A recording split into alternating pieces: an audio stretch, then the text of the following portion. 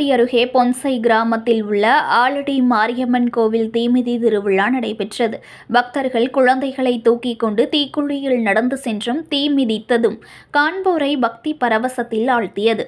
மயிலாடுதுறை மாவட்டம் தரங்கம்பாடி தாலுகா கிடாரங்கொண்டான் ஊராட்சி பொன்சை கிராமத்தில் உள்ள பிரசித்தி பெற்ற ஆலடி மாரியம்மன் கோவிலில் தீமிதி திருவிழா வெகு விமர்சையாக நடைபெற்றது.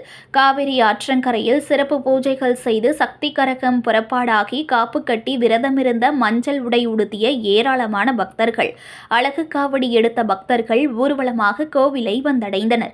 அங்கு கோவிலின் முன்பு அமைக்கப்பட்டுள்ள தீக்குழியில் சக்தி கரகம் இறங்கியதை அடுத்து விரதமிருந்த பக்தர்கள் மற்றும் அழகு காவடி எடுத்த பக்தர்கள் தீ மிதித்தது தங்களது நேர்த்தி கடனை செலுத்தினர். ஏராளமானோர் குழந்தைகளை தூக்கிக் கொண்டும் தீக்குழியில் நடந்து சென்றும் தீ மிதித்தது காண்போரை பக்தி பரவசத்தில் ஆழ்த்தியது. எங்கும் காண கிடைக்காத கழுவுடையான் உற்சவர் சுவாமி கோவிலை சுற்றி வந்து கோவிலின் முகப்பில் பக்தர்களுக்கு அருள் பாலித்தார். இதில் ஆயிரக்கணக்கான பக்தர்கள் கலந்து கொண்டு சுவாமி தரிசனம் செய்தனர். செய்திகளை உடனுக்குடன் தெரிந்து கொள்ள லைக் பண்ணுங்க, ஷேர் பண்ணுங்க, சப்ஸ்கிரைப் பண்ணுங்க, மறக்காம கமெண்ட் பண்ணுங்க.